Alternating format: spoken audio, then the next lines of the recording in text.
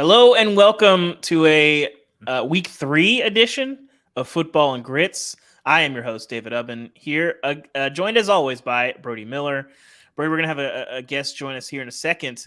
But another week of trying to figure out who these teams are in the SEC.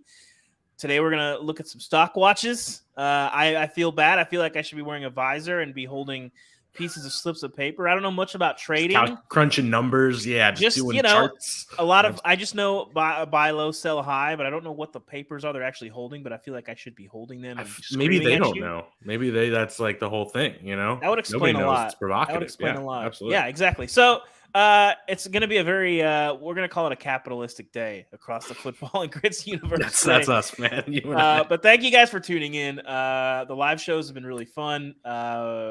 We're going to be doing it every week, so join us here at 10 a.m. But let's get right to it, Brody. We have a special guest joining us today.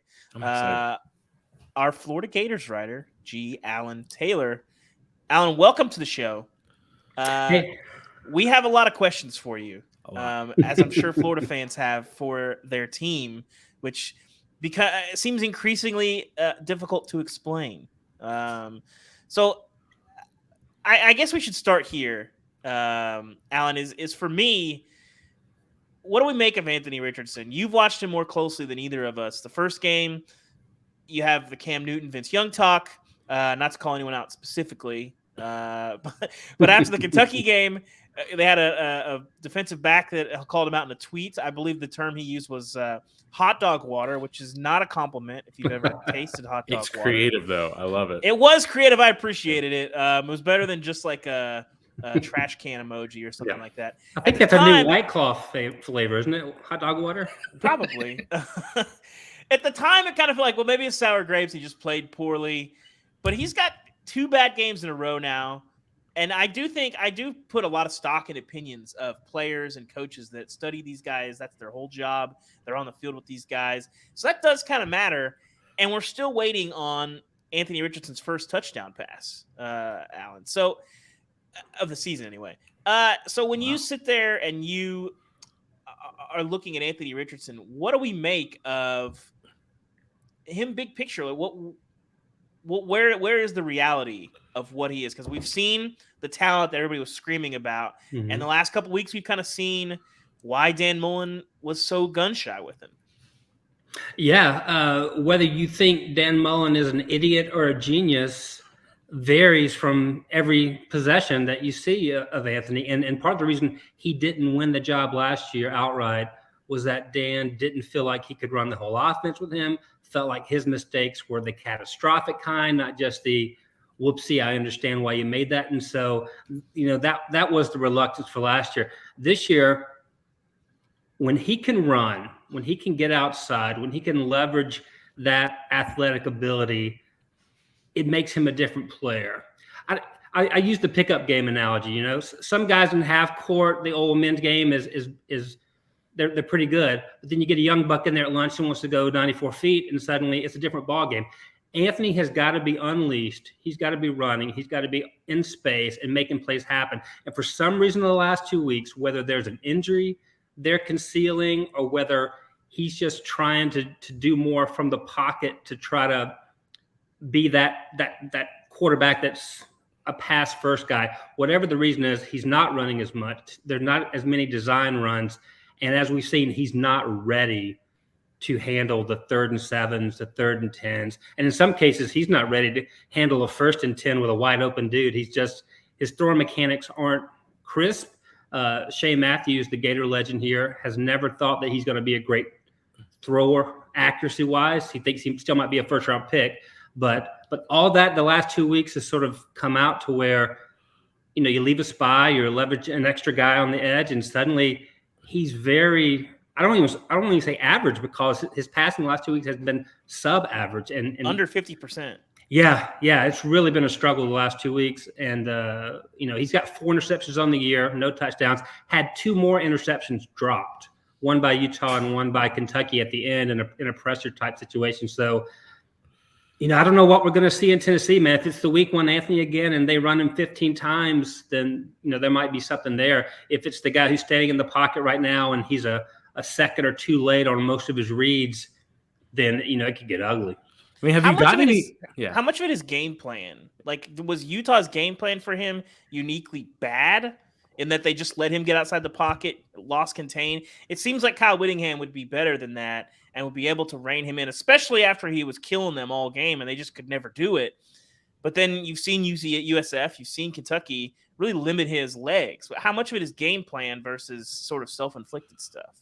Well, Kentucky had better athletes on defense, and they were a tougher defensive team than Utah, just flat out. But their plan was also different. They had guys that would rush off the left tackle and would just stop and circle back to the middle, and suddenly a 3rd and 7 draw, there's an edge defender waiting for Anthony in the middle.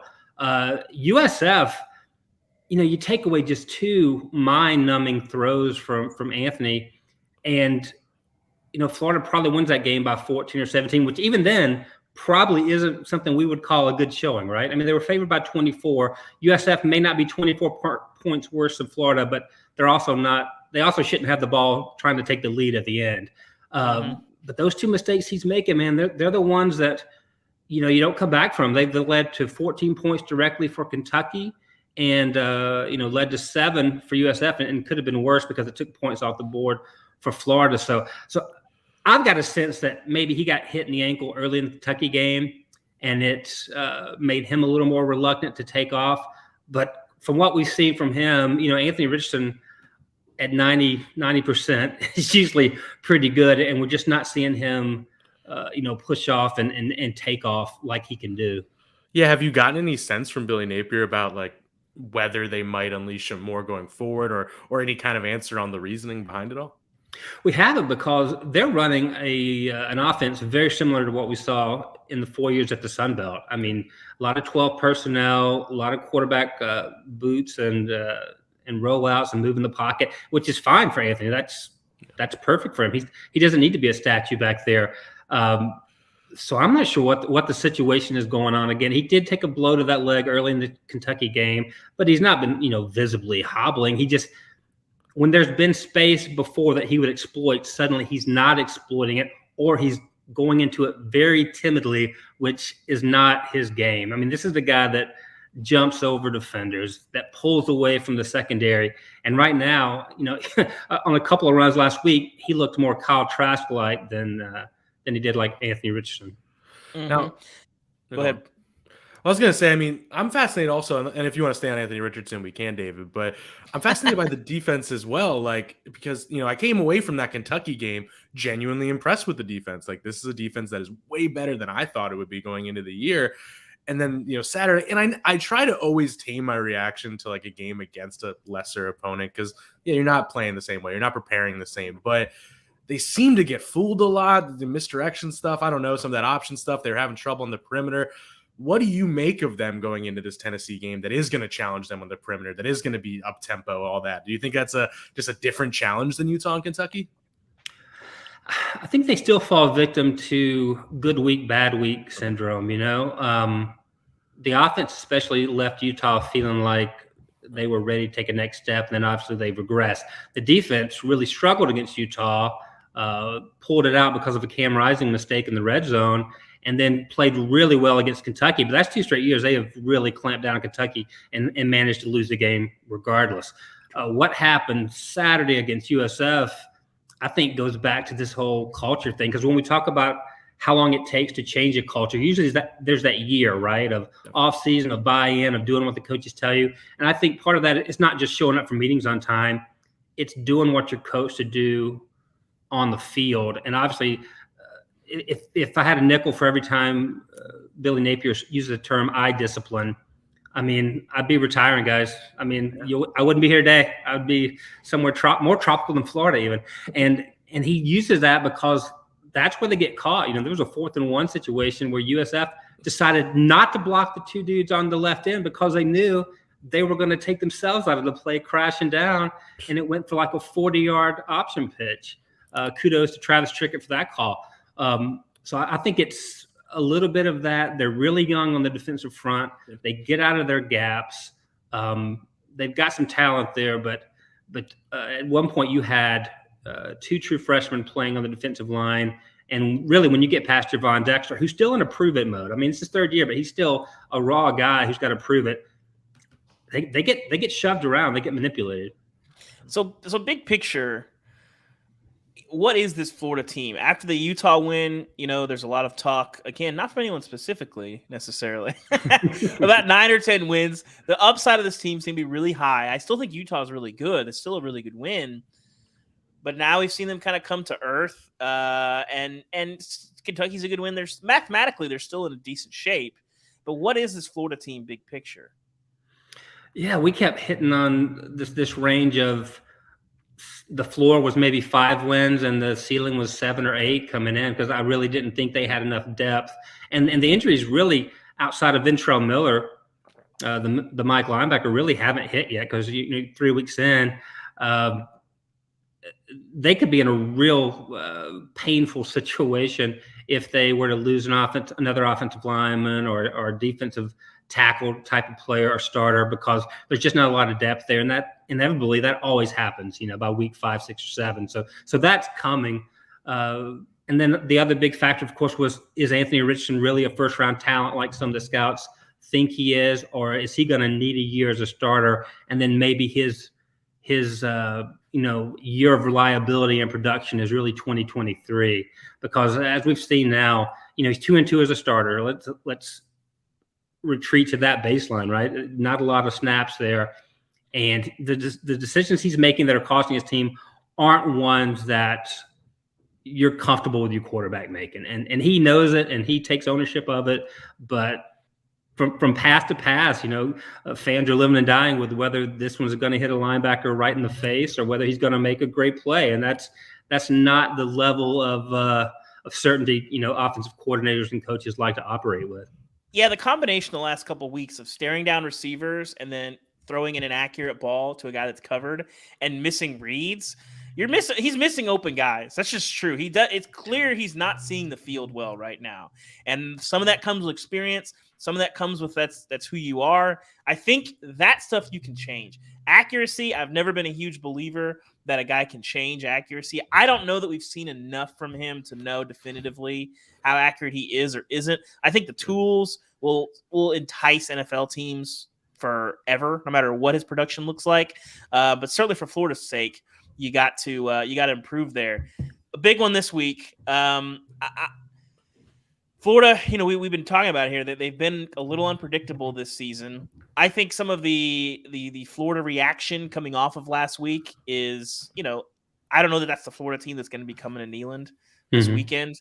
Tennessee fans are nervous because of the way that this rivalry has gone. I think Florida fans think they're going to get smacked around. I'm not so sure. We'll see. What do you make of what we're going to see this weekend when not only College Game Day coming to your city, but Alan Taylor coming to your city this weekend? Oh man, I just sold a house in Chattanooga about 1.5 years ago, so I feel like I'm still sort of interstate commerce here. I understand this reservoir of anxiety that Tennessee fans are going through when things have gone wrong, because they've had some better teams in Florida during this stretch, and it hasn't always panned out. Sometimes you get beat on the sideline route on 4th and forever, and sometimes you get beat on a Hail Mary, right? I mean, things go wrong. I think Florida will be more focused and will play with more energy than they did last week, but they're also seeing an offense that for everything, Brian Battie and Jerry Bohannon did for USF last week, that's still a school that came in losing something like 23 out of 24 against the FBS.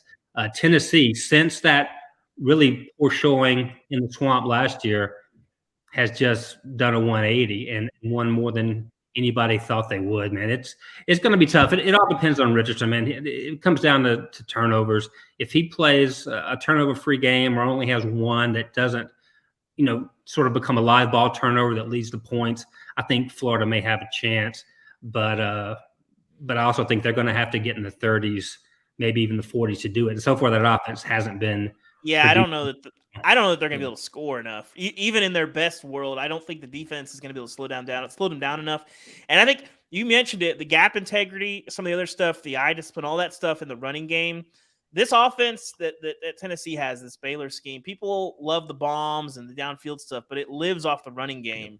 And if Jabari Small and Jalen Wright and those guys are getting 6, 7, 8 yards a clip, which they might be able to against this front, because what Tennessee's going to do in the running game is similar but different to what Utah is going to do. They still want to be physical, but the schematics are completely different. So I'm very intrigued to see what they can do, and I kind of lean on. I get all the Florida voodoo and all that stuff, but on paper, if you play this game in a vacuum, I do think Tennessee should win this game rather definitively. But I was not a believer in the Florida Tennessee sort of curse, but man, having watched that game, Tennessee, for whatever reason, ends up every year, it seems like, at least since I've been here, playing one of their worst games of the year against Florida. And Florida, like, especially, I mean, last year, if you played that game again in December, Tennessee wins that game by like 4 touchdowns. Oh, yeah. And it's just amazing to me, this rivalry. But these games aren't played on paper. Alan, we're going to do some stock watch for the rest of the SEC. Would you like to join us for Florida, Tennessee to kick us off of this discussion of every team in the league? Sure, man. Sure. All right.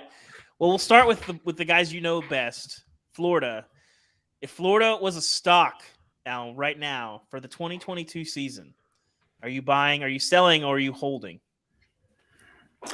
Holding at best, and I am very tempted to sell. The beat writer never wants to be the one just on the record being like, that's terrible. Well, the only reason to not sell is you think at some point the price is going to tick up, and they're 2-1 now, and I think they're going to be flirting with 500 the whole year. So, depending on where I bought, I might be tempted to sell if I can shave off a little profit, right? No, as I was gonna say, David and I wanted to have a conversation because I noticed when I was looking at our list, it's like I feel like I was doing buy or sell and all that based on like just them in the big picture, and I'm realizing like I feel like your list is a little more like profit margin. Like I'm buying now to sell later, and I'm like, all right, I guess that's better, but. Because, I think I'm probably with Alan and thinking there. Like, I don't think I'd get a ton of profit right now selling on Florida. But, I think I'm also probably in the sell department just because I don't the buy was based on Anthony Richardson of having this masterful year, and the rest of it, there are flaws. It's just a team that's, like you said, it's going to have great weeks. It's going to have off ones. So if I'm no longer buying on the Anthony Richardson hype train, like, what is the bedrock of this team that's getting you to, 8, 9 wins? So I'm selling not, and they're still probably going to win 1 or 2 huge upsets because he can go off. But I think I'm selling just because I don't trust him. Like this week, it's like, say your only real hope is a shootout, right? But if it's a shootout, that's the game I don't trust Anthony Richardson. Yeah. That's probably the game he's trying to do too much, right? Or it's the game he has more possessions to turn it over. So I'm not like an Anthony Richardson hater, but I think it's time to sell. I'm selling because I worry that this version of Anthony Richardson, the book seems to maybe be out on him, which is if you don't let him run, if you contain him, which can be done, if USF can do it, just about anybody can do it. Yeah. If you hope, and the last 2 weeks, he's been a sub 50% completion passer. That is, you can't win games like that. I'm not even sure that I buy the upside at this point. I don't know exactly. I'd have to go back and really look at what Utah was doing on how they lost contain. And you ran a lot more called runs against Utah. I'm not sure, that's where I'm wondering where maybe you're right about the injury. The game plan and how to use him seems completely different than what they were. If you're asking him to throw the ball 35 times a game, regardless of game flow, to me, that is not what you need to be doing with Anthony Richardson. So I'm selling because I fear the book is out on them, and defensively they can rush the passer, they can do some things, but I'm not sure that defense is good enough to not have to have 30 points to win some ball games, and they make me nervous. So I'm selling my Florida stock. Coming in at Tennessee, Alan, this week, what are you doing with the Vols? I thought this program was going to need like a 2-year rebuild. Most people did. I mean, it's astonishing And I don't know whether that's smoke and mirrors or whether they're overperforming or whether they just had more talent left over than anybody gave them credit for. I'm not a believer in Kentucky, and I think all these buys and sells have to be related to who's on the schedule, right? And I think Tennessee's better than Kentucky. Nobody's catching Georgia in this division. South Carolina is eh. So I'm buying on the Vols, and the reason I like them this week is, they can nickel dime you all the way down the field and find ways. And Florida's given up 48% of third down conversions, and they played one good offensive team in 3 weeks. Kentucky's not a good offensive team. USF is, very mediocre, and Utah could get it done. 48% conversions at home, against that Florida defense. So, man, Tennessee may go for it 7 times on 4th down this week and just keep the sticks moving and say, I dare you to stop us. And so I'm buying on the Vols. I'm going to hold the Vols because I don't think there's a scenario in which this team falls off a cliff and goes and wins, 5 or 6 games. I don't think that. But I do think there's a world in which the Vols really ascend and become, and by the end of the season, we're saying, yes, Tennessee is one of the 10 best teams in the country. I don't know that I'm all in on that yet, but that scenario to me is not far-fetched at all. This is a really talented team. It's a really experienced team. Florida will tell us a lot. I think they have a real shot to nab Alabama at home. So for that reason, because of the upside and because I don't think that there's a negative to hold it, I think Tennessee's one of the 15 best teams in the country right now. I think they can prove that they're better. I'm holding the Vols. I like the upside on the Vols, but we need to see it because they haven't really done anything yet. I think Pitt was a good win, but it's still kind of an overrated team. And so good value on the Vols. I'm holding them right now. Yeah, I think I'm in the same boat. I think I'm holding just because I was close to buying. I actually had buy written down, but there's a little bit of I want to see it against SEC competition. Even though I think they probably handle Florida here, those next two, like LSU's not a great team by any means, but defensively, I just want to see Tennessee against that LSU defense. I really want to see it against Bama and that pass rush. So it's like I can't hold forever, but I think I'm a little bit of I want to see it a little bit more just because the Pitt game did prove something to me because it proved they can take a punch in the face, play an ugly Pat Narduzzi game, and win it. They gained a lot of points there, but it's just I want to see it against the SEC. And getting down 10-0 too, where they're driving down, I think people really overlook. That's a lot of mental toughness with the team. I think a lot of that breaks a lot of teams. I am in on Hendon Hooker. I will say yes. that. I was a little waiting. It's going to be a heck of a weekend up here in Knoxville. It is going to be an absolute powder keg. The only time I've really been in a game at Neyland where the crowd was like amped was 2018 Florida, and they were losing like 28-0 after the first quarter. Yeah. I was at Georgia, Kentucky last year when the Ole Miss game was here. So that was pretty good. Didn't end great in terms of atmosphere, but that one seemed like a special. I think this might be next level. Now the hunger to really just deliver a 2x4 to the face to Florida is off the charts in Tennessee. And so, but the nerve that they might swing and miss and hit themselves in the back of the head with a 2x4 is looming as well. It's going to be either a nightmare or a night of catharsis for Tennessee fans. So either way, that's a compelling watch. And I'll be there. Alan, you will be there as well. I'm excited for it. Thank you for joining us. Brody and I will get to the rest of the SEC. Alan, I'll see you this weekend, buddy. Awesome, guys. Y'all enjoy the show, man. See you this weekend. Brody, what's up? We have to do it. We have to have the Mississippi State conversation right now. I think it's the important thing of this show to acknowledge. As much as I've been gloating the first 3 weeks of the season about all the things I said right, we gotta put egg on our face sometimes, man. Here's where I'm at with Mississippi State. I still think they're pretty good. Definitely. I don't know what happened. So we're not putting the egg on our face, actually. Well, I just think it's a long season, and I think we've seen that. We talked about Florida. I think you can overreact with one game.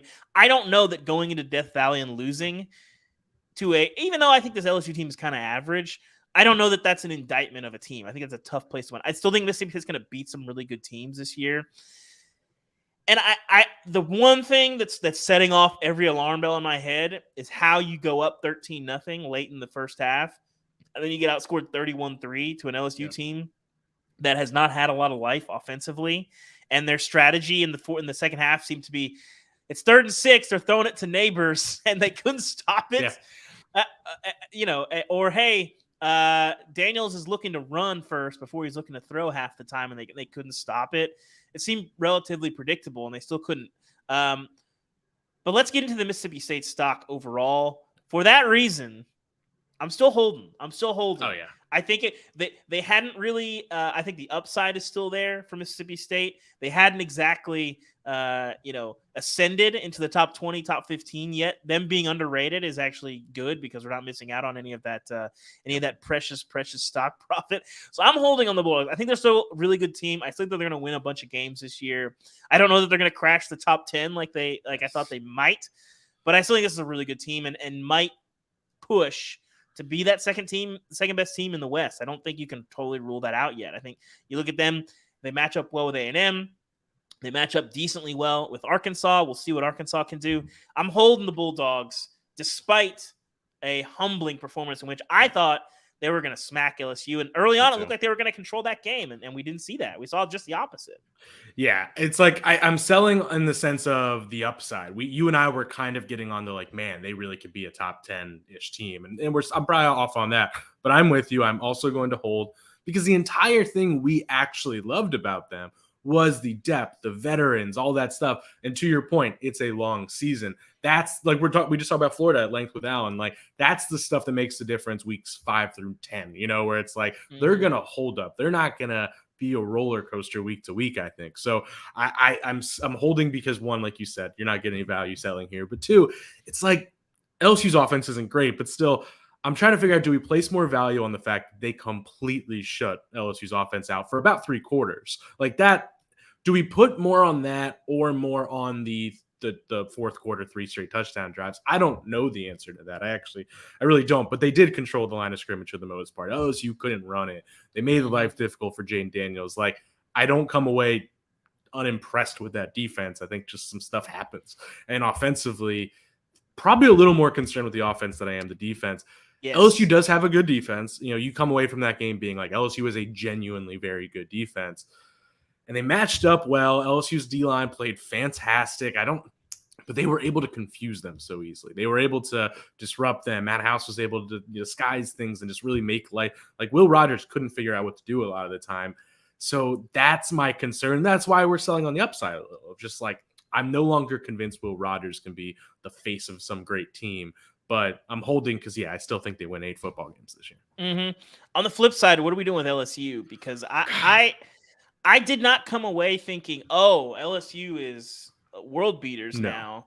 I've seen enough from them to know this is a very limited, flawed offense in general. I think the defense is good, but the depth is still – it's a long season. It's September 19th right now.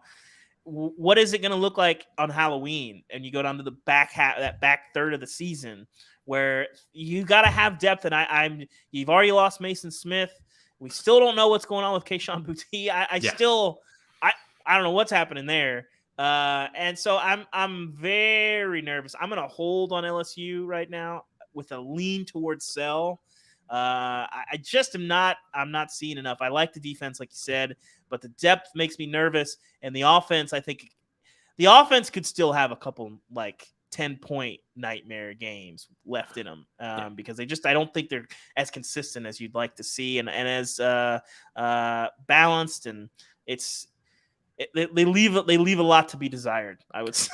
Absolutely. I mean, and it's like I'm buying just to start because of what we sold. I'm buying some back because we sold so hard 2 weeks ago. I'm buying in part because I come away from this game just thinking LSU actually has a really good defense. Like, I think there's probably an argument. It's the third in the SEC, just the way they're looking right now. I thought secondary would be a major issue. And those guys that like were the depth pieces that were supposed to be bad, oh God, they're playing a McNeese guy. No, played 2 good offenses and he looked really good. Or like the secondary looks pretty solid to me. The D-line, even without Mason Smith, is talented enough to still control really good offensive lines.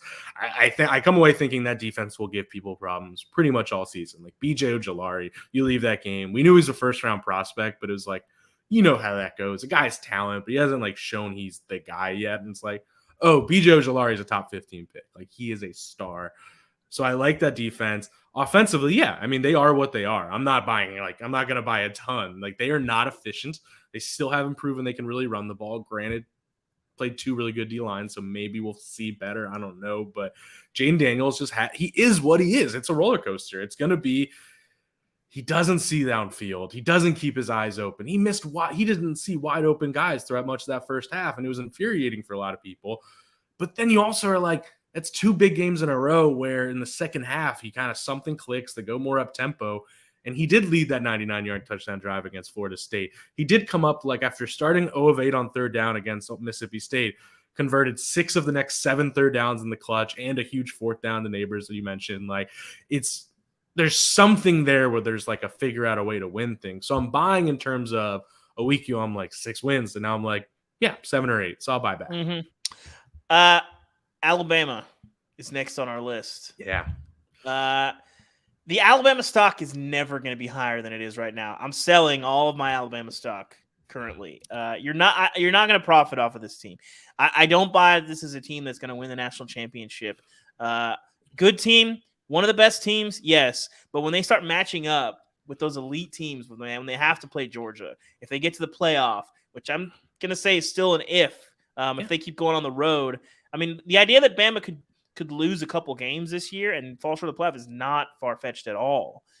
They've been tested one time. We thought Utah State was better than they were because of what they did last year. Utah State might be just bad. So that doesn't tell you anything. Monroe doesn't say anything. The one test against a Texas team that I don't think is great. I think they're a 7-win team probably. Yeah. Anyway, they're sitting there, and I'm wondering, there's no upside with Alabama. They are what's a good example? They're Walmart stock right now. a great situation. You've probably made a lot of money on them, but you look around and you're saying, I don't know that there's a growth potential there. So I'm getting out of the Alabama business. I'm cashing in all of my Alabama stock, and that's where I'm at on the Tide. Yeah, I guess my answer depends on like how into the weeds we want to get on like stock and like should I be buying, but yeah, I love this take for you, by the way. I love this not zig, but like Bama is going to lose to Tennessee. I love this for you because I'm just saying if this team goes on the road, this team is so vulnerable when they go on the road. And I also think when they hit some offense, because I don't think this is a Bama team. I said it before the season. I thought the defense was going to be really good. I thought they'd be able to grind teams out. Yeah. Kind of like we saw them do against Cincinnati, like they did against Ole Miss last year. I thought this Bama team was going to look a lot more like the 2011, 2012 teams that were just going to suffocate you and then run the ball, and you're going to run 45 plays against them, and you better hope you make a lot of points. You better hope you score a lot of points. But I really think this is a team that I just don't think is going to be able to score, and I don't think that they're going to be able to slow down. Like, do you think when they start playing Ole Miss or obviously Tennessee or some of these big-time offenses, obviously if they see Georgia at the end, those teams are going to be able to score 30 on Alabama. I'm not sure that Bama is just going to be able to put up a ton of points. Bryce Young is special. I think he can carry you a long way. But, man, I just I wrote about it last week. When teams show you who they are, and they showed us against Texas. Texas, I don't think is a great team at all. This is a team that I think could have some issues this year. But my question then is how, like, and this is a debate we could spend hours on, but it's this exhausting thing of how much do we overreact to week 2? Like, is week 2 Bama who they're going to be week 12? And I just try not to I try very hard to remind myself, and it's so hard to do. Like, at the end of the day, like, it's week 2. Nobody's really who they are yet. No one's fluid. And you beat a Power 5, top 15 talent-wise team on the road. I just try to keep a little perspective of they didn't it's not some embarrassment. They beat a decent Texas team. Well, I have questions. The point of it is not so much that it's an embarrassment, but that for most, so let's say since Lane got to Tennessee or got to Alabama, which what was that 16?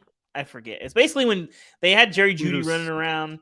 I forget the year. Basically, whenever they started running this up tempo, started being explosive. The is this what we want football to be? Bama teams for that 3-year stretch, they were beating everybody by 30. It was not even close. Last year, we saw them sort of miraculously escape pretty much every game except A&M, which was even as confusing in retrospect as it was at the time that it happened.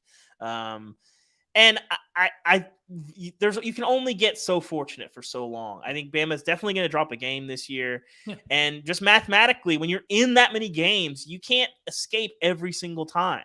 They needed a miraculous drive, including the crazy, Texas had Bryce Young dead to rights on that play, and he ducks under the tackle and makes an incredible play to get them down there. Also, Texas probably could have managed the clock a little bit better on their own drive, but ultimately, I think you look at this team and you say they're going to play a bunch of close games. This is not a team that's going to blow everybody away. There's not 2 or 3 games that they could lose on this schedule. There's a lot more. And I think just mathematically, when you're in that many close games, you can drop a couple, especially when you go on the road to some good teams. I think that and they have like a 6 week, they have like a 6 week stretch there where it's just like every week's tough. Yeah. That second class of the SEC, the Tennessees, the Mississippi States, the Texas A&Ms, all those teams, they're really good teams, and that's where I think Bama is going to have some issues. You look at what Georgia's doing, leaving no doubt every time on the field. Bama's not doing that. Bama is not doing that. And so we'll see. I'm selling my stock though. I'm buying in the sense that I feel like after Texas, their stock dipped. So we're in similar boats, but I think we're almost just viewing it differently. I feel like their stock dipped a little, and I'm like, they're still Bama. They still have the quarterback by far I trust the most in a fourth quarter in the country, and it's not even close right now. I'd probably agree with you there. Yeah, their defense is, I guess I'm trying. Also, Quinn Ewers was able to pick apart the secondary. Can everyone pick apart that secondary? I'm just trying to keep perspective of the 15-year picture versus the what I'm thinking right now picture. I still really like them talent-wise. They're, as I talked last week, they're one of the only teams that I genuinely think will just get better. I trust Nick Saban will get a team better. So, yeah, I think they're probably the second best team in the country right now. So, by that mentality, I'm buying. Mm-hmm. Well, let's get to South Carolina, where Shane Beamer has to apparently answer questions after the season if there's give up on his team. Listen, Georgia's breaking people this year. I'm sorry. Georgia is going to just steal, just breaking people's spirits every week. I don't think you can tell anything about a team this year by what they do against Georgia. It's the same thing. Arkansas last year. Arkansas was a really good team. Georgia embarrassed them. Yep. I'm buying very low on South Carolina. I think South Carolina is going to be fine. I think they're going to be fine. They look pretty good against a good Georgia State team. I say good. I mean, they're not a walkover. They're a tough team. They're a well-rounded that's given teams some problems. They didn't play well. They rally against Arkansas, but Arkansas is a really good team, and then Georgia is kind of whatever. It seems like everybody's kind of out on South Carolina. I'm buying low on them. They upgraded talent. They're going to win some games this year as the schedule lightens up. I think it's still a bowl team. I'm buying low on South Carolina right now. I love that. Yeah, I don't have a strong opinion on it necessarily. I think I'm probably with you in the sense that I think they are better than they look right now. Yeah, I don't think they're bad. It's more just I don't see. I think Shane Beamer's in the right direction. At the same, I just don't see where the wins are necessarily. I don't think you beat Kentucky or Texas A&M. I guess you maybe beat Missouri, but I don't know. I just don't really see the wins right now, and it's not really that much more complicated than that. I don't know if I see a bowl, but I have no strong argument against your take. They're not a bad team. We discussed Tennessee, where I think we're both holding and waiting. Yes. Arkansas, fun story, fun team. I got to sell all my Arkansas stock right now. No, I like this team, but Arkansas is not one of the 10 best teams in the country. I'm sorry. They're just not. They're a good team. The Arkansas stock is never going to be higher than it is right now. But did you and I ever, when we were buying, did you and I ever genuinely think they were a top 10 team? No, but you hold on to that Arkansas stock, and now's the time to cash it in. Okay, I respect that. Okay. Stormy waters are coming. Arkansas, they're going to lose some games. They're just not as good as all the other teams that they're going to be playing. They're going to drop a couple games. Arkansas is a really good team. They're really physical. They're a tough out. They're not one of the 10 best teams in the country. But right now, their stock says they are. I'm selling high on the Hogs. Yeah, I mean, yeah, I love that because I do think they probably lose this week. So, if we were playing this game every single week, it's I'd probably sell right now and buy next week. You know what I mean? Yes, because I think it would dip, but we're not going to do that. I'm probably still, I think I'm going to say hold. I still like them just because, yes, I think they might lose this week, but I'm not going to overreact to the Missouri State game because, one, that was a weird football game. Like there was fumbles at the 1 yard line, a lot of just kind of like sloppy mistakes. I didn't come away from that game being like on a general sustainability way, like Arkansas has major issues or anything like that. And their schedule is just brutal. Like as much as we all not made up, but like they're going to try to demolish Petrino, all that. Sam Pittman doesn't have he wasn't on that staff or something. It's not like he's like, Yeah, I don't think Sam Pittman has a lot of emotional attachment to Bobby Petrino. I think that was just another game for him. Yeah, exactly. And considering their schedule is so hard, and you have like A&M in a week and another tough game after that, it's like it's just a game, man. I don't care. So I don't think I'm overreacting to that game. I still think they're a team that's going to be able to run the ball against most teams. Probably not A&M this week, which we'll get to, but I still like them. I do have I will say I come away from the game with questions of the defense, things like that, but I still see them as an 8-9 win team that, should be in that top 15-20 zone in the country. So I'm holding. Yeah, they were getting pushed around a little bit up front. Concerning. Now, part of that is, are you a little tired? You had Cincinnati, you had South Carolina. Not a lot of teams were playing that tough a schedule early on, but it doesn't get much easier. But I'm going to judge them more. I mean, I know you're agreeing with me, but I'm going to judge them more by how they played when they had to get up than when. I think so. Kentucky, I'm holding my Kentucky stock. I don't know what to make of the Wildcats. We've seen a lot of shakiness from them. I don't really know what to make of them. Some ugly halves. Florida going to the swamp. That's never a bad win, but that Florida win, fair or not, is devalued a little bit now. Yeah. It's kind of like I don't know. I think the upside is huge on Kentucky. I think they can, that Tennessee game will be massive. I think they still have a great case as the second best team in the East. I would go Tennessee, but Kentucky will be right there. The thing with Kentucky, outside of Georgia, I think they can beat anyone. Yeah. But the list of teams they can lose to, Kentucky seems to play with their food more than any of these other really good SEC teams that we see. They get in these weird situations where you're just like, the way that Kentucky is put together, they aren't going to blow teams out of the water like Tennessee can do, where it's, they're playing Ball State and Akron and it's like 60-0 in, 5 minutes into the game. They're not really built like that. That's not what they do, but you can be a little bit more resounding. So Kentucky makes me nervous. I think there's a scenario where Kentucky is really disappointing this year, where they fall to that 6-7 win range. That's not out of the realm of possibility, but the upside is there. Kentucky makes me nervous. I'm going to hold my Kentucky stock for now, and we'll see what the Wildcats give us. Yeah, I'm still buying. I mean, I love them. I won't repeat myself too many times, but I just don't want to they're a team that's never going to – they're a team that can make a game what they want it to be, and I'm never going to judge them by not blowing teams out. And, Alan thinks Tennessee's much better, and I don't think that's a terrible take or anything, but I think Kentucky's the kind of team that's made to give Tennessee a hard time and win that game, or they're made to make life tough for, I don't know, maybe not Georgia, but I think they beat Ole Miss in 2 weeks convincingly. So I still am all in on them.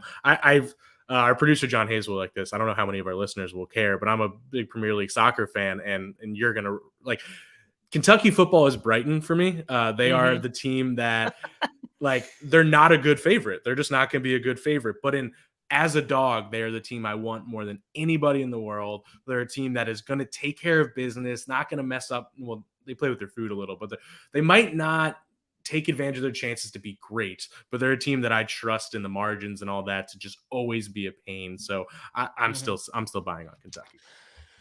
On the Aggies, I'm going to buy low right now. Here's my case for the Aggies. It can't get worse, right? It cannot be worse. I think what we've seen from the A&M so far this season is as bad as they can be.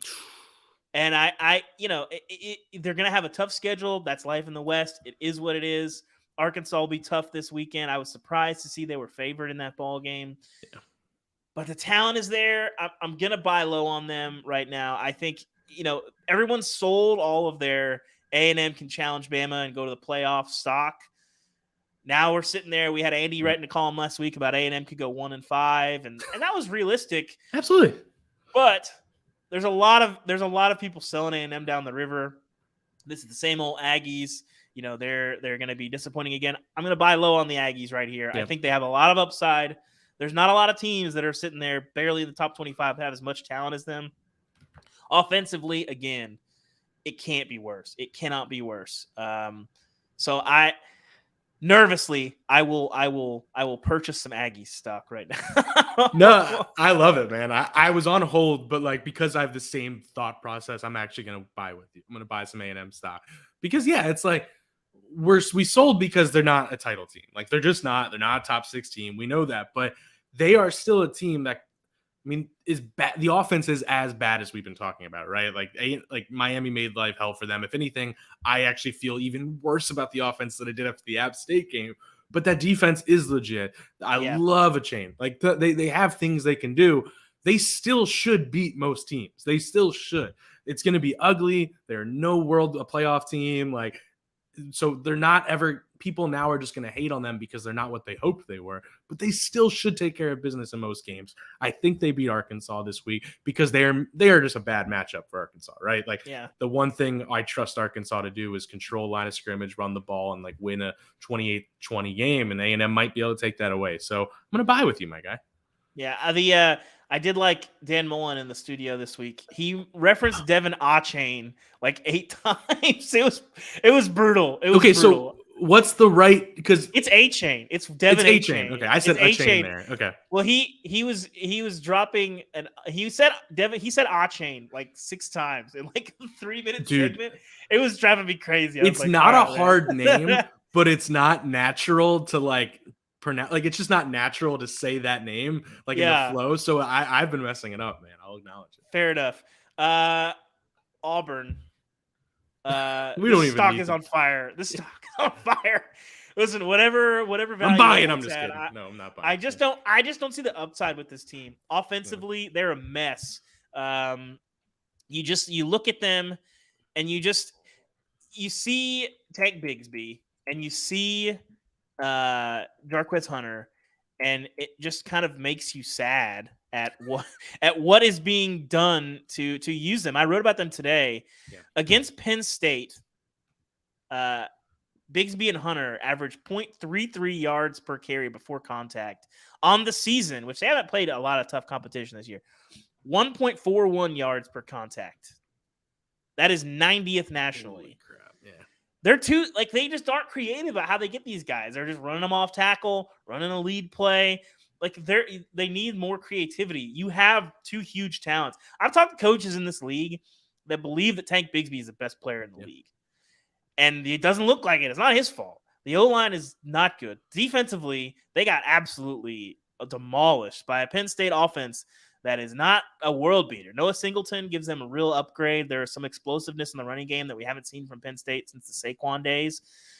But man, I'm selling whatever, going and digging up all my bonds from the 2003 undefeated season, and I'm getting every ounce of Auburn stock that I have and getting rid of it because I think they're in some real trouble. You see, even big picture, Tennessee has risen. Auburn most likely going to be entering the coaching carousel this weekend. I mean, not this weekend. I'm not breaking any news there. Yeah, maybe this weekend. But entering the coaching carousel this season. Brian Harson's AD, Alan Green, has already left. The boosters are sort of sharpening their knives and getting their pitchforks nice, or their torches nice and soaked in some. What do you fuel a pitchfork with? Just pure oil? I would love. Yeah, I was gonna say I would love to know the actual process there. Like, or maybe do you put like a little kindling on the top and then just light? I don't know, man. The Aggies have torches when they go to yell practice every time. I will say, because what's on fire when what is? It's the like thing a rag. Flaming? I think it's a rag. Okay, it's a rag. That makes. I will say though, walking through college campuses with torches has gone out of style in recent years. So generally, I'm trying to think what could have done that. Yeah, generally that's frowned upon. We'll let the Aggies. The Aggies are grandfathered in because of yell practice. That's tiki torches, but yeah. I just, man, it's Auburn. They got the portal losses this offseason were relatively obvious. They came out a net negative there. They got some issues. So. Yeah, I mean, it's just not there for Auburn this year. I thought this was a team that had a real chance to have the bottom drop out. I just don't see the upside. And the stock is low right now. I suspect it may get lower. The West is tough. The schedule's tough. Yeah. I don't see the upside. You know what? Should I just have some fun and just buy? Just go make this my strongest character trait is that I'm just like, you guys don't get it. Harsin has them right where he wants them. No, but the funny thing is, I do think they beat Missouri this weekend. So, like in a weird way, you could buy. But no, man, there's a real chance they beat Missouri this weekend and then lose 8 straight. Like that's not because. By the way, their second to last game is Western Kentucky, who is good and also probably like an up tempo offense could make life hard. So 8 straight losses is not crazy for Auburn. So yeah, man, sell it all. Ole Miss, I think we're in agreement here. I don't know what to make of them. Really impressive. Georgia Tech is not very good, but they absolutely demolished them. I'm a hold with an eye toward buying. I'm hovering over the buy button with Ole Miss. I wasn't as down on them before the season as you were. Yeah. I had a lot of concerns because you're mishmashing a lot of stuff in one's place. You don't really know what you got with Jackson Dart. That quarterback situation is still weird. I like Zach Evans on the field, but there's a lot of issues there. Again, just Google Zach Evans. You can see it. Listen, if he just randomly, you just don't see him on the field anymore, I can't say that would be shocking. He seems to be doing really well right now. I think he's second in the SEC in rushing right now. Ooh. In terms of talent, I'm not surprised at all. He's an incredible player. Off the charts talent. So I just don't know what to make of Ole Miss. We haven't seen them really be tested. I think we will very, very soon. What is I need to look up the Rebs schedule right now. I have it up right now. They got Tulsa next week. I mean, this week. Okay, so we still don't know anything about them this week. Tulsa can score, but if they can slow them down, then you are home against Kentucky.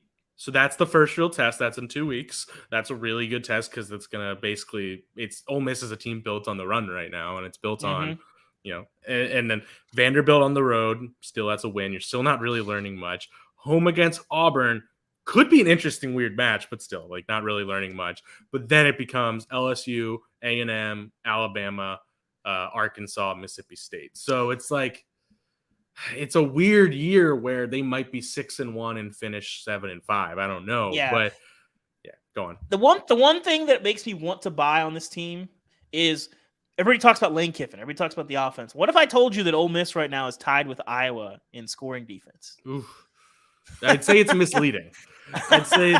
Probably misleading, but you can only do so much. And one of those was against Troy, who almost beat App State in App State this weekend. So, they haven't played anybody yet that really, impresses you. But good teams, when they play teams that aren't great, leave no doubt. And we've seen that. So Ole Miss, I'm a hold with a lean toward buying. I think Ole Miss really might be better than we think this year. Mizzou. Wait, I haven't given my Ole Miss yet. Oh, go ahead. Yeah. No, I think, first off, you're right. It's just we can't have any opinion either way. The entire scouting report on this team going in was they were going to have a very good run game, and they were going to be a team that can kind of just take care of business a little with their run game. And if they have a lead, they can control and take it away. And that's exactly what they're designed to do against a Troy, a Central Arkansas, Georgia Tech. Neither of those teams are offenses that are actually going to challenge you the other way. So you just can't have any opinion on them yet. So it's I'm with you that I'm impressed that they're taking care of business, but they are a team that is designed to do that. And we're not going to find out what they actually are until they have to rely on Jackson Dart, who I am not impressed with, or the defense get tested in a real way. And by the way, I'm not out on those things. They might be fine, but you just cannot buy right now because you genuinely haven't seen it. I still am kind of where I was. I don't think they're very good. They still might win 7 games because of this weak schedule alone, but I'm holding where I am right now. I don't know what's going on with Mizzou, Brody. I thought they'd be better than this. Did you? I didn't know what to think. I didn't think they'd be great, but I didn't think they'd get run off the field by K-State. Yeah. They really didn't look great this weekend. Against Abilene Christian, I believe, as they played. Kind of messed around early on. There's some talent there. This year I'm selling just because I think the East is so tough, and I don't know that this looks like a bowl team to me. No. They swung and missed on quarterbacks over and over all offseason. They're rolling with Brady Cook, who has not been fantastic so far this season. I'm gonna sell just because I don't see the upside with Mizzou. They have not looked really good, and that's pretty much just that simple. I think the way that Eli Drinkwitz is recruiting, big picture, I think we'll still see. I would be a big picture hold on them, but this season I don't quite see it with the Tigers. The K-State game, man, you can't have any more red flags. Exactly. Yeah. I'm not. I won't waste our listeners' time. I'm with you. I'm selling. I'm not like out on Drinkwitz or anything, but this just isn't a very good team this year, and I don't see any upside. Mm-hmm. I'm gonna buy low on Vanderbilt. But how? Because they have 3 wins. Like they've done it. Because I think Vandy is gonna beat someone that they should have beat in SEC play. I think they're gonna ruin someone's season because this is not a dreadful Vandy team. I think they can score, they can do some things where they've just been kind of the last 3 years, man. They've been really hopeless. I was looking at their numbers. They have not been inside the top 110th. They haven't been higher than 114th in offensive efficiency since Kyle Shermer left. Wow. This year, let me find that number. This year, Vandy is, I wrote about it this morning. They're 79th in SP plus offense, which is 79th in SP plus offense, yes. Yeah. But they are 35th nationally in yards per play right now. Ooh.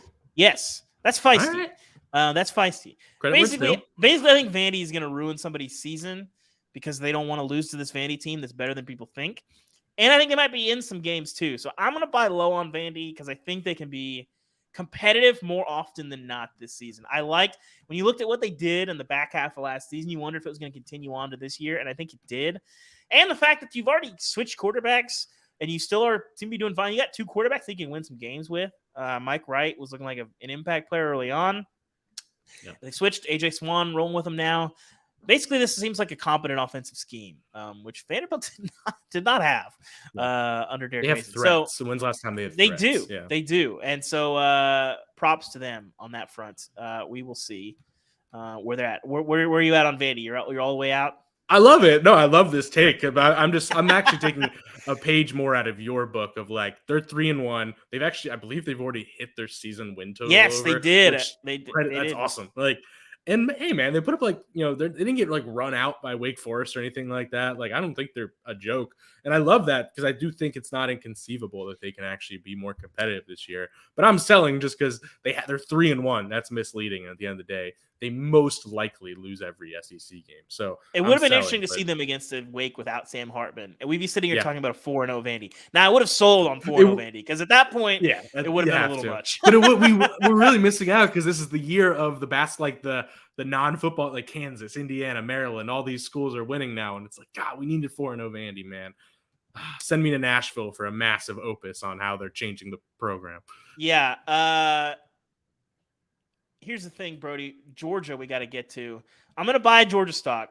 It's Amazon. It's Apple. It's very expensive right now. Yeah. And I still think it's probably got some upside. I think this team looks unbelievable. They might have a close call or two where you kind of come out flat. But defensively, this is still a monster. Getting to 20 against this team seems like just a Herculean task. Yep. And I don't know how many teams are going to be able to do that. Probably less than a handful, maybe 4 teams probably will score more than 20 on them this year. Maybe not even that many. And the offense, again, nobody wants to talk about the offense still with Georgia, but they're still really good. That's what I'm most into. Yeah. Really efficient. They can do a lot of things. Todd Monken finding really creative ways to get guys the ball. Brock Bowers picked out right up where he left off. The Eric Gilbert stuff, concerning. We still haven't had his first career catch, I believe, at Georgia. It seemed like he was doing well coming into the season. Then he doesn't travel for personal reasons. Seems to be a little bit kind of similar story that we've heard throughout his career. But you still have Brock Bowers. You still have Darnell Washington. You still have, no matter how anybody wants to discount him, Ladd McConkey out here. Yeah, man. Just putting up numbers week to week. Yep. And then a pretty good running game. You don't have like the game breaker back. You don't have the Todd Gurley out there. You don't have the DeAndre Swift, but you got some guys. So McIntosh out there is looking pretty good. The running game will be fine. I'm buying on Georgia just because I think the upside is still there. They're the best team, and they might still flex by the time the season's over. Yeah, I'm buying as well. Like, they are the number 1 team in the country, and there's not much else to really say about it. The only question, to your point, is like, it was 2 years ago, right, where Stetson Bennett and the offense were putting up really great numbers, and then they played Bama the first time they played like a real good defense, and it was like, oh, that's actually a bad offense, and I think that's like the only thing. I think they got stuck in that shootout with Florida and lost, Yes, and that was when that's the defense had like 8 starters lost or something for the season, and then they couldn't stop anybody. So and that was before they had the same kind of depth that Bama has right now. Exactly. So I think they can stomach some injuries still. Agreed. Like I love this offense, and I think this offense is great. There's just that little birdie in the back of my mind that's like, with their talent though, maybe they're the kind of offense that like when they're more talented than somebody, they can just murder them and like truly destroy them. But then like I just want to see it, against. Mm-hmm. But we're not going to see it. Like that's the frustrating thing, and that's why you have to buy. I'm going to Kent State, Missouri, Auburn, Vanderbilt, Florida. We just said we're selling on. Tennessee, I like Tennessee, but the defense isn't what's going to like stop Georgia. Mississippi State's really the first. You could argue Mississippi State, which is the 10th game of the year, is the first one where they're playing like an actually good defense. So yeah, I'm buying Kentucky's. I'm fascinated by the Kentucky game just to see what that looks like. But at the end of the day, they are the best team until proven otherwise. I'm buying. I'll be interested to see if Tennessee can scheme up a couple plays and hit them for some deep balls, and maybe. Tennessee's definitely one of those teams that can get to 20 against them. I'm with you. I don't know that Tennessee can control the line of scrimmage in the same way. I think Georgia can keep them off the field and really control that ball game. But you win the turnover battle, you hit some big plays. You never know in a game like that. But Georgia's really good. So class of the country right now. And I wrote this morning, you look at what they've done and how they've rebuilt. And I'm wondering if we're seeing a changing of the guard as Georgia as the new standard bearer in the sport ahead of Bama, because Bama has not been and let's listen. Yeah, it's no shot at Bama. Bama's really good. They're still probably the 3rd or 4th best team in the country right now, but they're not. They have the last 2 years, especially, they have not been the standard in the same way, whereas Georgia has been. Yep. And will they sustain that? Time will tell. But I don't see any red flags. I don't see any reason for concern. When you can lose 5 first-round picks off of defense, Brody, and still look like this, that is a testament to your culture. It's a testament to your recruiting. It's a testament to your development. They have looked like they don't 5 first-round picks, and they look just as good. And look what we saw happen to LSU. Like they lost all the first-round picks, and it's like, no, they couldn't replace it. They're not in the they're not in the benefit. What Georgia's doing right now is impossible, and it's the first step in becoming what Bama has been for a decade, because it is so hard. So freaking hard. Like no one can do it. I mean, Florida looked like, 10, 15 years ago with Urban, it looked like they were becoming a dynasty, but they really weren't. There were a lot of like infrastructural like things that were going wrong there. There's so many examples of Clemson looked like they were about to be the next. And by the way, Clemson did have a mini little, like they deserve all the credit for that, but still like they're not at the Georgia level like we thought they were. It's so hard. And I really do think Georgia is. So I'm with you. So in your point of like, is it changing of the guard? We're not even saying that to be dramatic. It's just like they are now where Bama is. And at the end of the day, Nick Saban's not going anywhere, but he's not going to be there for 10 more years. So yeah, it's fair to say it's probably a bit of a changing of the guard. And I think it's worth noting as well, for all of Stetson Bennett's efficiency and his ability to make plays with his feet, he's not a first-round pick, Heisman caliber type guy. And the fact that Georgia's doing this without a just complete game changer at quarterback is even more impressive. They've already won a national championship with him, and he can do what they need him to do. He's a really good player, but I think Georgia will have a better quarterback than Stetson Bennett at some point in the future. Absolutely, yes. So that's where I'm like, okay, all right. That's what's scary. Get loaded up. Yeah. We're going to start a new tradition this week before we go, Brody, and all of our listeners. Our pick of the week, where we look around the SEC. We say this is where I'm putting all of my chips for the week. And Brody, when I look, I'm looking to Dallas, Texas. Sorry, Metroplex people, Arlington, Texas. AT&T Stadium, the artist formerly known as Cowboy Stadium. Under 48. That's a big number. That's a big number for Arkansas, Texas A&M. For one, I think A&M can slow down Arkansas. We've mentioned this. Arkansas, last year, they drove Zach Calzada insane, by rushing 3 and dropping 8. He looked like he could not do anything. He had 15 seconds to throw, and half the time it was getting broken up. He just couldn't do anything. We'll see what Max Johnson can do. I think Arkansas have a similar schematic approach there. A&M, 7 games since the start of 2021, they've scored 20 points or less. Yeah. I don't think that's changing in this game, and Arkansas could get, in theory, to 28. I'm not sure that they will. So for me, Arkansas A&M under 48, that's a big number. Even with Arkansas's pace and the way they want to pick things up, I just think A&M is going to struggle to score. I think A&M can slow them down, slow the running game down. Arkansas has a ton of issues at corner this year, so that is somewhat of a concern. Yeah.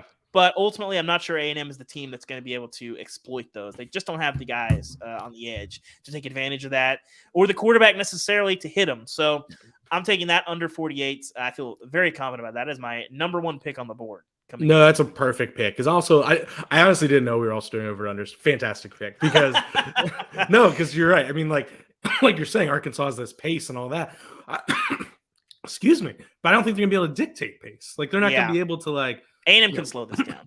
They'll slow it down. So, yeah, I like that. And for the same reasons, not to stay on the same game, I think right now A&M -2 is probably the one I would go for, just because the things I love this Arkansas team, but sometimes matchups just don't work out. And the things they do well are going to be completely neutralized against this A&M team, I think. And I don't love this Arkansas run defense. I don't love, some of these little things with that team. So I think A&M can at least move the ball in that sense. That's the fun thing about college football is everything's so contextual and matchup based, where it's like, I don't think A&M has a good offense, but Arkansas's defense is probably one of the few they can actually do stuff against. So yeah, I think I like A&M -2 here. If I want to zig against, I would never, I'm starting to zig against not pick the same game. I kind of like Auburn -7 against Missouri. I think Auburn's probably 7 points better more than 7 points better against Missouri, but we're just all in sell mode so strong. So yeah, I think that's another fun one. But yeah, I think A&M's my pick. It's interesting. I don't trust Tennessee fully this weekend, but Tennessee might win this game That's such a tough number. They might win this game by 28, or they might lose it. So yes. There's not a lot of games like that. And that line is in that disgusting 10.5 zone where it's there's no way I'm betting Florida, but I'm not. 10.5 is just so ugly to have. I think we'll know in the first quarter, because Tennessee could be up 17-0, or Florida could be up 10-0, and Tennessee will rally, and it'll be down to the wire game. But Tennessee really could blow them off the field, and I think Tennessee fans, listen, they are so hungry. They've wanted this for so long, and they really have a chance to exercise some demons this weekend against a Florida team that has caused them so much pain. And I think it's going to be quite an atmosphere. This is a question for you, because I'm trying to think of a way we could be wrong about this. Is there any scenario Tennessee is just too up for this? This has been built up so much, the crowd, game day, overcoming these demons, that they might just actually overdo it and kind of get tight? I think it's more of a fan base thing than a team thing. I don't know that this specific team has a lot of scars from Florida. The fan base does. There just haven't been very many times where Tennessee can walk into this game knowing we are the better team, and it's not really even a debate. That has not happened very often in this rivalry since the 90s. But it is this year, obviously. Yeah. You can't reasonably make a case that Florida is a better team than Tennessee. But I don't know if you've watched college football for a while already, but sometimes the best team doesn't always win. That's why we love it. One of the features of the sport. So I think Tennessee takes care of business this weekend. I would be careful with that line. I would maybe toss a Florida sprinkle in there if people are getting feisty. I just don't think, because that's where the value is, maybe. But I just don't think this is a game that's it really is going to, I think, either be a Florida or a Tennessee romp, or a really close game that Tennessee finds a way somehow to lose. I don't know how they will do that. Yes. On paper, it shouldn't be that way. If they do lose, man, that is going to be a dark. Oh, man. I can't wait to read your story if they do. Well, I'll be there. I'm excited. It's going to be – I'm just excited for the atmosphere. I haven't really seen peak Neyland. Yeah. I saw it for 10 minutes in 4 years ago. So it's going to be fun. Unfortunately, not under the lights, but still going to be a great, 3:30 kick. But still will be a lot of fun. So, Brody, It's going to be a heck of a week in the SEC. Another show in the can. Thank you guys for listening. Again, subscribe to the Andy Staples Show and Friends feed. We are the friends, but Andy's good too. Listen to his show, Power Hour with Nicole Auerbach, Chris Vanini on that show. We have Max Olson, our Prince of the Portal, our Techsperts, Sam Kahn on the show, Andy and Ari going back and forth. Andy chugged a whole bottle of mustard last week. I don't know that we'll get into feats of food consumption. I feel like I would not do well with that. We need to step up our talking about probably and positive food. We need to talk about positive food. That's true. I will say, Brody, I didn't mention this a couple weeks ago, but Brody introduced me to one of the great sandwiches of my life when I was down in New Orleans for the Sugar Bowl last year, or what was this year? Earlier this year. Yeah. With the Blue Oak Barbecue spicy chicken sandwich. It's a gift. I still think about that sandwich from time to time. That's one of the elite tier sandwiches I've ever eaten in my entire life. I knew when you wanted to go to a barbecue place, you said, but you need to get the spicy chicken sandwich. Like, this must be a great sandwich. And indeed it was. It's like the sauce. First off, it's cooked perfectly. It's like so juicy. It must be like sous vide and then fried or something. Well, they go chicken thigh. They don't go chicken Thigh's breast, the move. Which is crucial. And Andy and I once talked about this because Andy actually wrote about it at one point. Like, Andy pointed out that like he thinks they were early on the thigh comeback bandwagon because this was like 4 years ago and it was like before thighs got hot again. But that sauce, man, it's like this weird mix of like kind of a Korean thing going on, kind of barbecue, kind of buffalo. Like, There's got to be some gochujang in there somewhere. Right? I feel like. Good call. I like that. Yeah. Like, I want to bottle it. It's like the only sauce they don't sell. Like, sell every other sauce. But like, God, I love that sandwich so much. I only let myself get it like every few months because I don't want to die. But it's very strong. I do something about that. I think about that sandwich, and I think about the pork belly, watermelon rind, and green onion aioli taco from White Duck Taco, which is like a small regional chain that's not in Knoxville. But every time I go to Charlotte, is there one in Asheville? Yeah, there's one in Asheville. I was in Asheville for a week and I saw it and I never went. Dude, you should have gone. White Duck is so good. White Duck's really good, but that taco, I need to send you a picture of this taco. Please do. Basically, it's a big hunk of pork belly, and then they pickle some watermelon rind to give it a little bit of acid. Everything I've ever wanted. Yeah. And then they have like a green onion aioli to throw a little bit more fat on there, and then that's it. It's a very simple taco, but man, I think about it more often than I care to admit. No, you realize anytime I go regret east, I'm feeling right now is there for a anytime week. I go east, I get that taco, man. It is. My wife and I went to Charleston when I was on leave to kind of get out of the house for a little while and take our tiny baby and dip her in the ocean, which she did enjoy. Nice. But we stopped in Asheville to get specifically that taco, and it sent me to a higher plane of existence. It was unbelievable. So tweet a picture with the podcast link. I will have to do that. Well, thank you guys for listening. Subscribe, leave a comment, all the good stuff. Thank you guys for tuning in. Brody and I have to get some press conferences today. I'm going out to Tennessee today. Brody, you got Brian Kelly. Hope you're not late. You might owe him $10. He might go viral. My goal is to make a joke about this every single week now. So. I'm going to try to come up with an even sassier dig, like the meanest thing I could possibly come up with. Yeah. That sounds good. Yeah. Don't go to the Costanza route because that will probably get you fired. So yeah, fair. Our Seinfeld fans will get that one. Thank you guys for watching and listening. We'll see you guys again next week, 10 a.m. Monday mornings, YouTube. Check us out on live. Thank you, guys.